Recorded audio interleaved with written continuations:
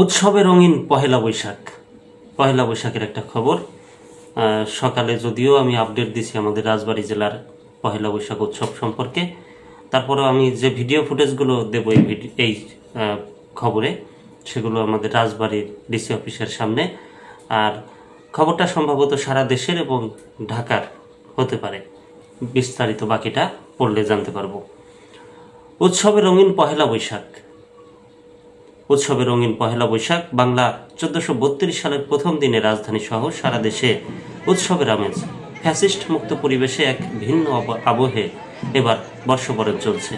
প্রথম প্রহরে সকাল 6টায় রাজধানীর রমনার বটমূলে ছায়ানটের আয়োজনে সূচনা হয় নতুন বছরের। এই ঐতিহ্যবাহী বর্ষবরণ অনুষ্ঠানের এবারের মূল প্রতিপাদ্য ছিল আমার মুক্তি আলোয় আলোয়। ভোরের প্রথম সূর্যকিরণে শুরু হওয়া এই আয়োজনে পরিবেশিত হয় 24টি সাংস্কৃতিক পরিবেশনা। এর মধ্যে ছিল 9টি সম্মেলক গান, 12টি একক সঙ্গীত এবং 3টি আবৃত্তি। শিল্পীরা মেরুন পাঞ্জাবি ও সাদা পায়জামা এবং নারীরা মেরুন পাড়ের অফ হোয়াইট শাড়িতে সজ্জিত ছিলেন। মাছ কি বিক্রির জন্য?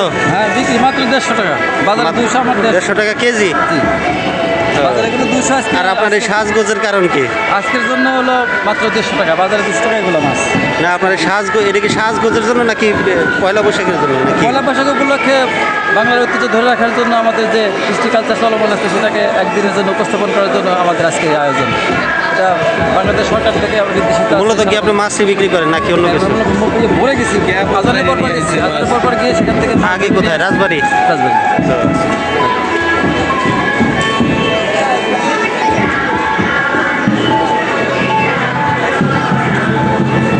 নাম কি আপনার? নাম? মোহাম্মদ কোরবান হোসেন। জি, মোহাম্মদ কোরবান হোসেন। কোরবান হোসেন। এই রঙের সাথেই মিল রেখে সাজানো হয়েছিল মঞ্চ। অনুষ্ঠানটি সরাসরি সম্প্রচারিত হয় ছায়ানটের ইউটিউব ও ফেসবুক পেজ ছাড়াও বিভিন্ন ইউটিউব চ্যানেলে।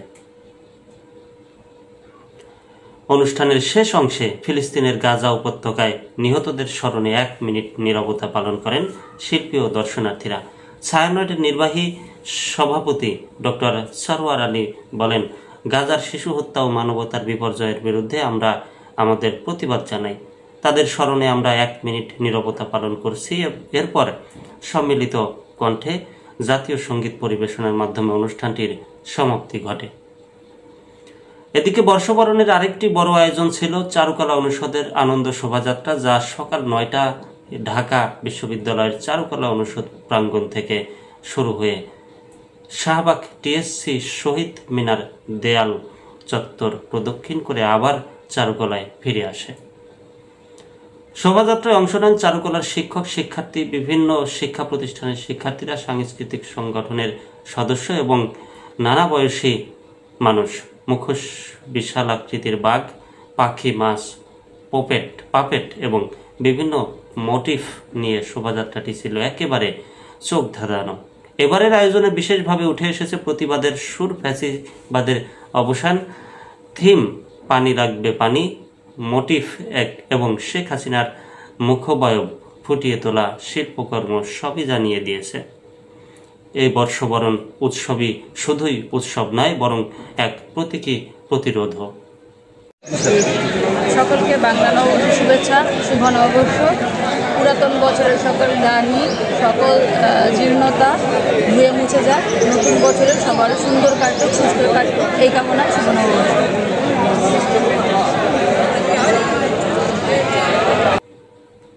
শোভাযাত্রা ঘিরে ছিল না অতিরিক্ত নিরাপত্তা বলয়ের কঠোরতা। পুলিশ ও অন্যান্য আইন শৃঙ্খলা বাহিনীর সদস্যরা প্রথম সারিতে না থেকে উৎসব মুখর মানুষের পাশে পাশে নিরাপত্তার দায়িত্বে ছিলেন, যাতে উৎসবের স্বাভাবিক ছন্দে কোনো ব্যাঘাত না ঘটে। এবারের বৈশাখে রাজনৈতিক দৃশ্যপটও ছিল ভিন্ন। দীর্ঘদিনের নিস্তব্ধ